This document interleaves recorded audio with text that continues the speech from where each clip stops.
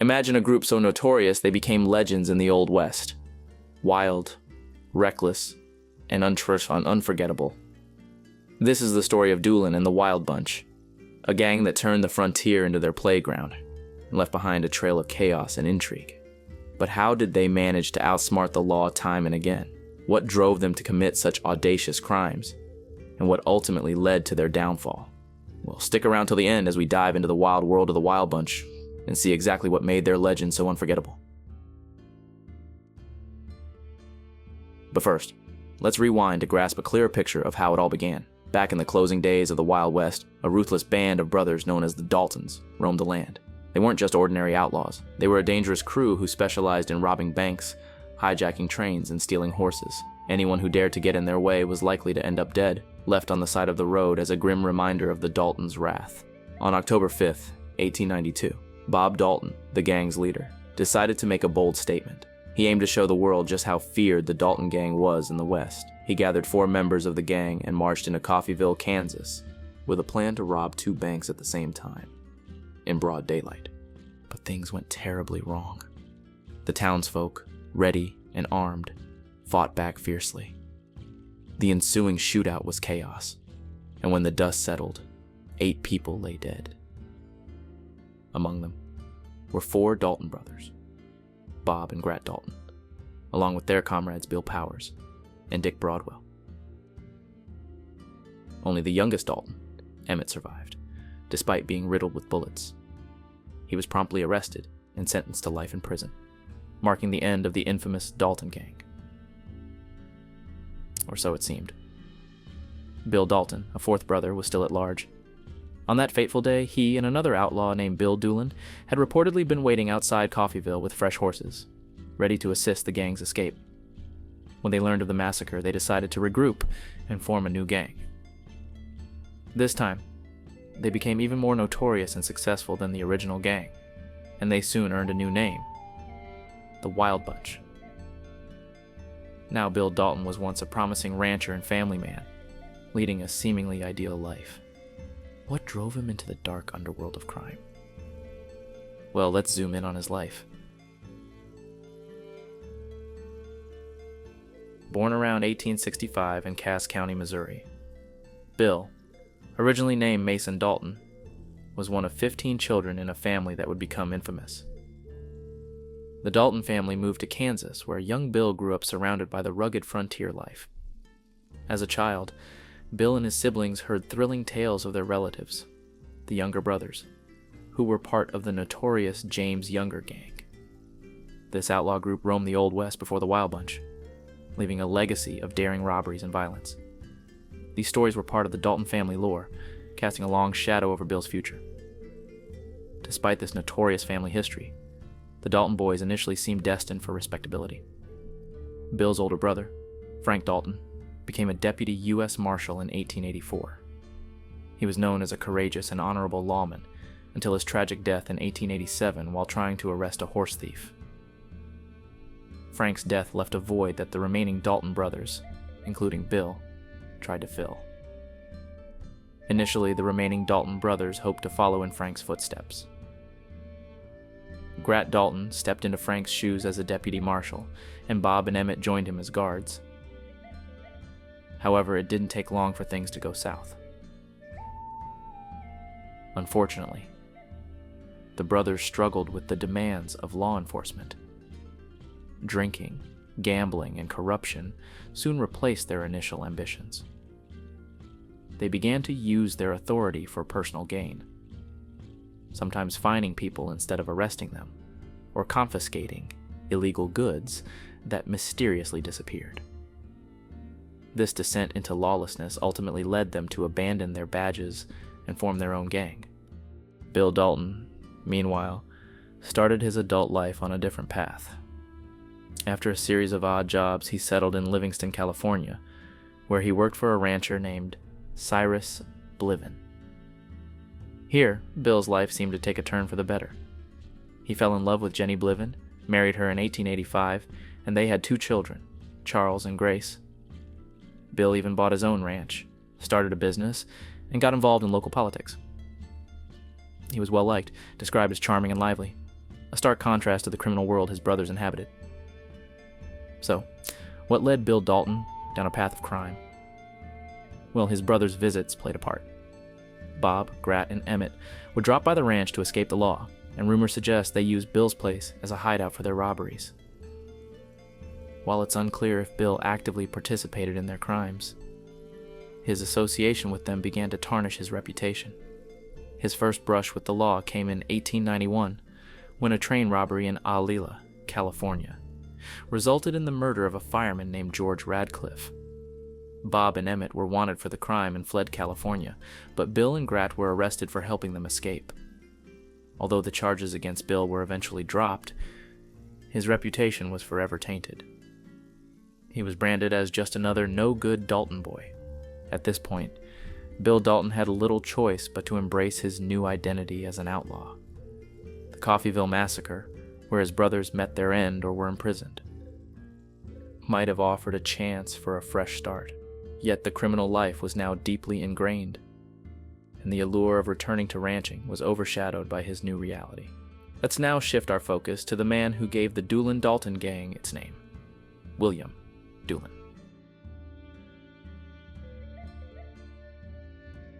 Born around 1858 on a humble farm northeast of Clarksville, Arkansas, Doolin's early life was far from extraordinary.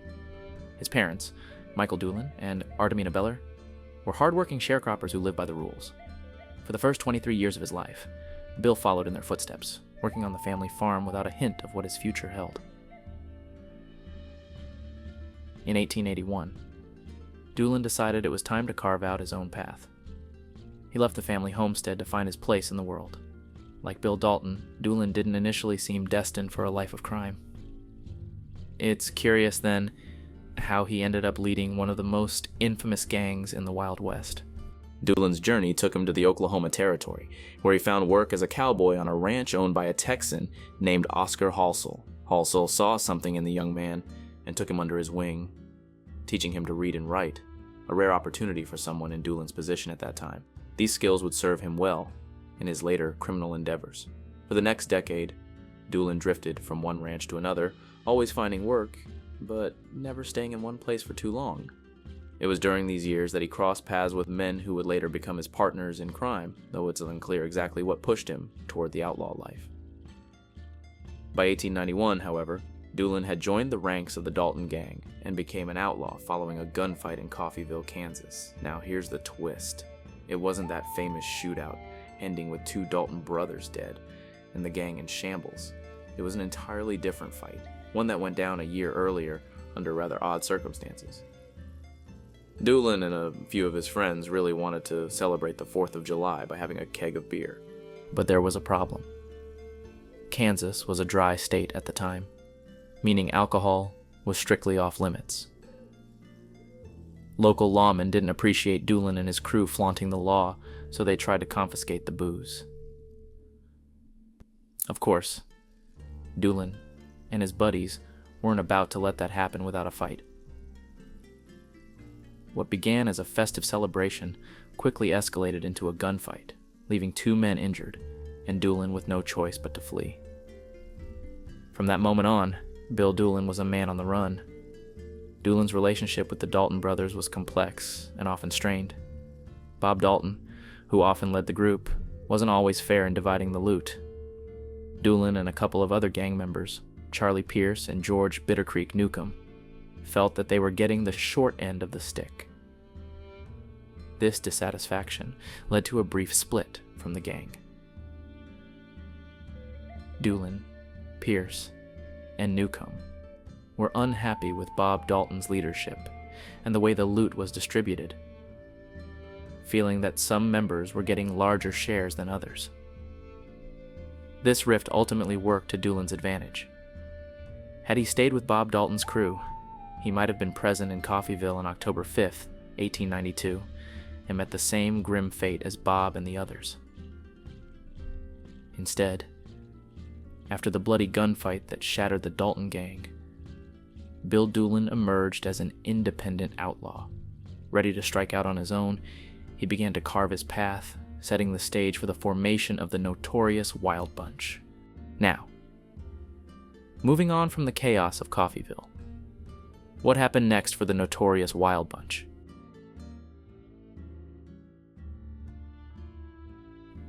The Wild Bunch, after their bloody encounter in Coffeyville, had to face reality. William Doolin, George Newcomb, and other surviving members felt a deep sense of duty to the Dalton family, who had just buried 2 sons and saw another locked away for life. They paid their respects, and then, in a moment of strategic thinking, decided it was time to regroup. The result? The birth of the Doolin-Dalton gang, with Bill Dalton on board not for his leadership skills, but for the infamous Dalton name that carried fear throughout the West. But forming a gang was one thing. Expanding it was another. This new gang wasn't just a few men with a dream. It was an ambitious attempt to continue the Wild Bunch's reign of terror, but they needed more hands on deck to make a real impact. Over time, 11 outlaws joined their ranks, each with a nickname that hinted at their fearsome nature. Like William Tulsa Jack Blake and Dan Dynamite Dick Clifton. Unfortunately, their lives were short-lived, often ending in shootouts, which would soon become a trademark of their criminal career. Let's dive into their first major crime, the robbery of the Ford County Bank in Spearville, Kansas, on November 1st, 1892. After making off with their loot, the Wild Bunch caught the attention of the authorities. They identified one of the robbers, Oliver Ole Yantis. The marshals were hot on his trail and caught up with him at his sister's ranch. When Yantis refused to surrender, he was gunned down. This marked the tragic end of the first Wild Bunch member to fall in a hail of bullets, just a month after the gang was formed. Despite the setback, the rest of the gang thrived in the early months of 1893, successfully robbing several banks and trains. But the real turning point came on September 1st, 1893, with an event that would become legendary in Western lore. The Battle of Ingalls. This skirmish solidified their reputation as a dangerous gang and became a pivotal moment in their story. In the town of Ingalls, Oklahoma, the Wild Bunch had been living it up, indulging in drinking and gambling. They had made themselves so at home that the locals looked the other way regarding their criminal activities. But the law was closing in. A posse of over a dozen marshals led by John Nixon descended on Ingalls, determined to bring the outlaws to justice. Most of the gang members were in the saloon, but Arkansas Tom Jones was bedridden in the OK Hotel. When the marshals arrived, they began firing, leading to an immediate response from the outlaws. The peaceful town of Ingalls quickly turned into a battleground, with gunfire echoing through the streets. Arkansas Tom Jones, hearing the chaos from his room, fired at the marshals and mortally wounded Deputy Marshal Tom Houston. This surprise attack allowed some of the Wild Bunch to grab their horses and escape, resulting in the deaths of 2 more marshals, Lafayette Shadley and Dick Speed, along with an innocent bystander caught in the crossfire. The gang managed to ride out of town with only minor injuries, a testament to their skill and audacity. But not everyone got away clean. Arkansas Tom Jones was trapped inside his hotel room. The marshals, now determined and unwilling to negotiate, gave him 2 choices: surrender or face dynamite. Jones chose to surrender. He was arrested, convicted, and sentenced to 50 years in prison. However, he was released after serving less than 20 years. Surprisingly, his capture extended his life, and he outlived many of his fellow outlaws by decades. Yet, in the 1920s, he returned to his old ways, robbing banks again. In 1924, Jones met his end in a final shootout in Joplin, Missouri, marking the end of the Wild Bunch era.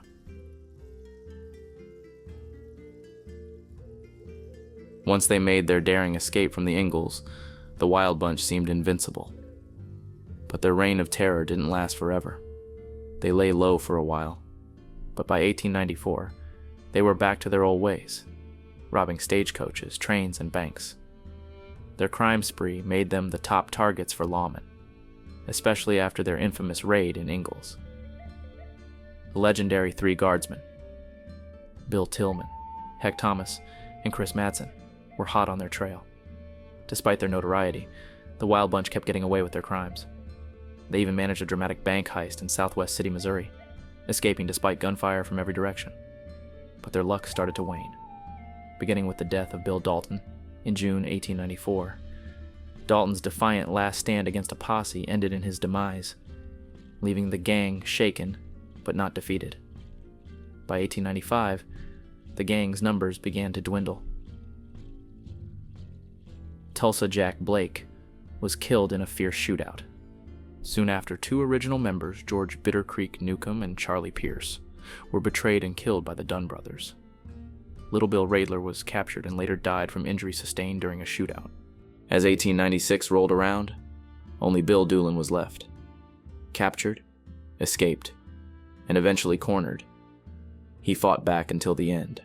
The Wild Bunch's reign of terror ended with Doolin's death, marking the end of one of the most feared gangs in the Old West. Now, if you enjoyed this video on the dramatic fall of the Wild Bunch, you don't want to miss our next story about Catalani. Be sure to like, share, and subscribe so you don't miss out on the next thrilling chapter.